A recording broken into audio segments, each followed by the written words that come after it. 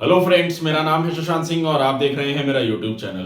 तो आज का जो टॉपिक है जिसके बारे में हम बात करेंगे वो है हमारा इरोजनल लैंडफॉर्म्स का केव्स वाला पार्ट, यानी कि अब हम लोग केव्स के बारे में पढ़ेंगे। लास्ट वीडियो में हम लोगों ने पूल, सिंकहोल्स, लैपीज, इन सब चीजों के बारे में पढ़ा था। अब उसी से आगे कनेक्ट करके मतलब उन्हीं चीजों से और क्या क्या नई चीजें देखने को मिलती है, तो उसमें बनता है हमारा एक केव्स। तो ये जो ग्राउंड वाटर हम पढ़ रहे हैं, ग्राउंड वाटर जो हमारा मूव करता है उससे क्या क्या इरोजनल लैंडफॉर्म्स बन रहे हैं। मतलब पहला तो इरोजनल हो गया, फिर दूसरा होता है डिपोजिशनल। तो इरोजनल का पार्ट है जो आखिरी जो वो है केव्स। तो अब केव्स कैसे बनती है इरोजन से, तो चलिए शुरुआत करते हैं, उसी वीडियो के बारे में है। तो केव्स अक्सर आप लोगों ने सुना होगा, जैसे पहाड़ों में या कहीं भी ये छोटी छोटी केव्स देखने को मिलती है, गुफाएं होती हैं।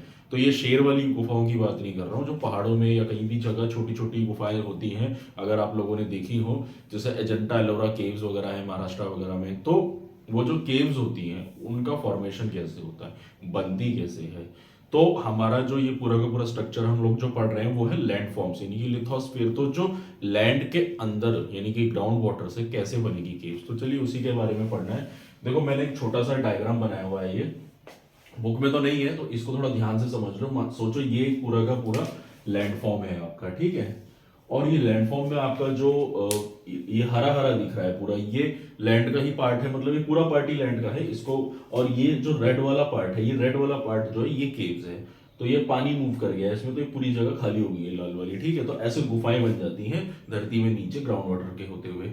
अब कैसे बनती है, क्यों बनती है, उसको समझते हैं। देखिए, तो there are alternating beds of rocks, shales, sandstone, quartzite with limestone और डेलोमाइट्स। तो होता क्या है बेसिकली, देखिए जैसे हमने पढ़ा था हमारे रॉक वाले चैप्टर्स में, हमने बाद में भी पढ़ा था कि रॉक्स जो होती हैं वो अलग अलग फॉर्मेशन होता है, अलग अलग लेयर्स होती हैं। ये जरूरी नहीं है कि जो रॉक बेड्स होते हैं वो ऊपर से लेके नीचे तक एक ही वैरायटी की रॉक मिले। हम लोगों ने लास्ट चैप्टर में पढ़ा था जियोमॉर्फिक प्रोसेस में, जो हमने सॉइल फॉर्मेशन था उसमें हमने जाना था ना कि जो सॉइल होती है वो सॉइल का जो फॉर्मेशन होता है उसके होते हुए उसकी जो पेरेंट रॉक होती है, नीचे की रॉक होती है, तो वो अलग अलग भी हो सकती है, एक जैसी भी हो सकती है।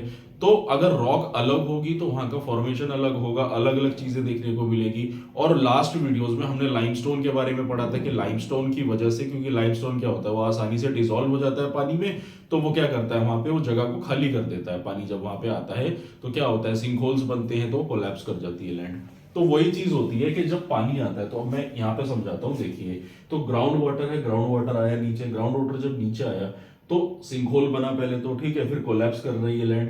अब होता क्या है कि जैसे हमने पढ़ा था कि वाटर परकोलेट्स, मतलब पानी आया नीचे ग्राउंड वाटर से नीचे की तरफ मूव करा, फिर moves horizontally and limestone dissolve and long narrow wide gaps, और फिर जाके वो बन जाती है हमारी केव्स। तो कैसे, जैसे पानी यहाँ आया नीचे, ठीक है, यहाँ पे नीचे आया पानी, उसके बाद क्या होता है कि अब कहीं पे मान लो ये लाइमस्टोन वाला एरिया होगा, यहाँ पे जो सैंड है वो लाइमस्टोन है, यहाँ पे ये वाली हार्ड रॉक है, तो पानी इसको तो नहीं काट सकता है, लेकिन लाइमस्टोन वाला है वो डिसॉल्व हो जाता है। तो अगर मान लो लाइमस्टोन है या फिर ये हमारा डेलोमाइट है, तो वो क्या होता है, वो डिसॉल्व हो जाएगा, केमिकल रिएक्शन होगा, तो डिसॉल्व होने से क्या होगा, वो जगह खाली होती चली जाएगी और वहां पे जाके वो केव्स बना देगी। सिंपल है, ठीक।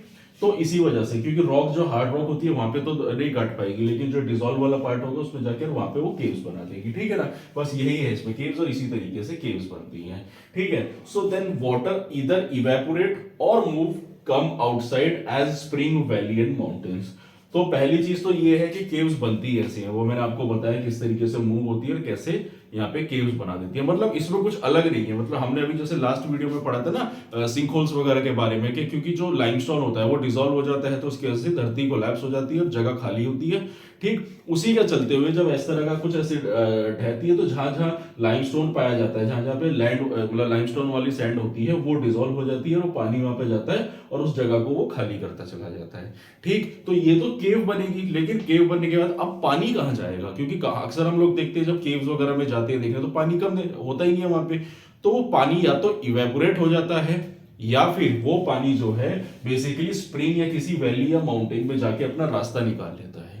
अब इसको देखिए, समझते हैं थोड़ा सा। अगर मैं इसको एक बार थोड़ा रफली डायग्राम बना के दिखाऊं, मानो सोचो ये बहुत बड़ा लैंडफॉर्म है, ठीक है। अब लैंडफॉर्म है तो यहाँ पे ये काफी सारी आपको केव्स देखने को मिल रही है, ठीक है, जहां पे पानी निकल रहा है। अब होता क्या है कि मानो आगे चल के आपको कहीं एक ऐसी वैली दिख गई है, अब ये माउंटेन्स की वैली है, तो पानी यहाँ पे स्प्रिंग होके इस तरीके से यहाँ पे बाहर निकल जाएगा केव्स का। अब स्प्रिंग हमें कहाँ देखने को मिलता है, कई जगह देखने को मिलता है, लेकिन जैसे एक हॉट स्प्रिंग होता है जो हमें हिमाचल में मणिकरण में देखने को मिलता है, सोना गुड़गांव हो गया, जैसे हरियाणा में एक स्प्रिंग है, और इंडिया में कई कई जगह आपको स्प्रिंग्स देखने को मिलते हैं। इनको तो ये तो हॉट स्प्रिंग्स की मैं बात कर रहा हूँ। तो इस तरीके से पानी जो अपना रास्ता निकाल लेता है और किसी दूसरी वैली में जाके रास्ता निकल जाता है। तो आप एक बार इसको कंफर्म करना, तो आप इस फोटो को देखो, केव्स किस तरह से होती है, देखो कैसे पानी फिर बाहर निकल जाता है, ठीक है ना। तो आई होप आपको इस फोटो में अच्छे से समझ में आ गया होगा। तो पानी क्या होता है बेसिकली, तो जो ओपनिंग साइड होती है केव्स की, तो उसको हम क्या बोलते हैं, टनल। यानी पानी कहीं से घुस रहा है या कहीं से निकल रहा है, उन दोनों जगहों को हम क्या बोलते हैं, टनल बोलते हैं। तो यही होता है केव्स का, कि पानी आया और फिर किस तरीके से या तो वो इवेपोरेट हो जाता है या फिर वो पानी ओपनिंग टनल से बाहर निकल जाता है, किसी वैली में जाके स्प्रिंग जाके बन के निकल जाता है। तो अब समझ में आ गया आपको कि केव्स का रोल क्या होता है, केव्स कैसे बनती है, किस तरीके से पानी मूव करता है। और ये एक दिन में नहीं हो रही है चीजें, ऑब्वियसली बात है, ग्राउंड वाटर है, पानी नीचे पर्कुलेट हो रहा है, तो धीरे धीरे धीरे धीरे चीजों को बदल रहा है, चेंजेस ला रहा है, और कैसे कैसे करके इरोजनल लैंडफॉर्म के चलते हुए केव्स बनती हैं। तो यही था टॉपिक जिसमें मैंने आप लोगों को केव्स के बारे में बताया। अब हम अगली वीडियो में हमारा ये तो इरोजनल लैंडफॉर्म्स वाला पार्ट था जो खत्म हो गया है। अब हम ग्राउंड वाटर का डिपोजिशनल लैंडफॉर्म पढ़ेंगे, एक ही वीडियो, उसी में वो कवर अप हो जाएगा हमारा टॉपिक के केव्स में फिर किस तरीके से डिपॉजिट्स बनेंगे और क्या क्या चीजें देखने को मिलेंगी। तो वो हम जानेंगे हमारी अगली वीडियो में। और यही था मेरा टॉपिक जिसमें मैंने आप लोगों को केव्स के बारे में बताया। तो अगर आपको मेरा काम पसंद आ रहा है, अगर आपको मेरी वीडियो अच्छी लग रही है, तो मेरे चैनल को सब्सक्राइब कीजिए, मेरी वीडियो को लाइक कीजिए, कमेंट कीजिए और शेयर भी कीजिए इस वीडियो को। और साथ ही साथ अगर आप लोग कोई भी यूपीएससी की बुक परचेज करना चाहते हैं या कोई एनसीईआरटी बुक जो आपने परचेज नहीं करी है, तो मेरे डिस्क्रिप्शन लिंक में जाइए, वहां लिंक अवेलेबल है, क्लिक करिए, ऑनलाइन अपने लिए बुक ऑर्डर आप कर सकते हैं। तो यही था मेरा टॉपिक। अब हम अगले वीडियो में मिलेंगे, तब तक के लिए थैंक यू वेरी मच।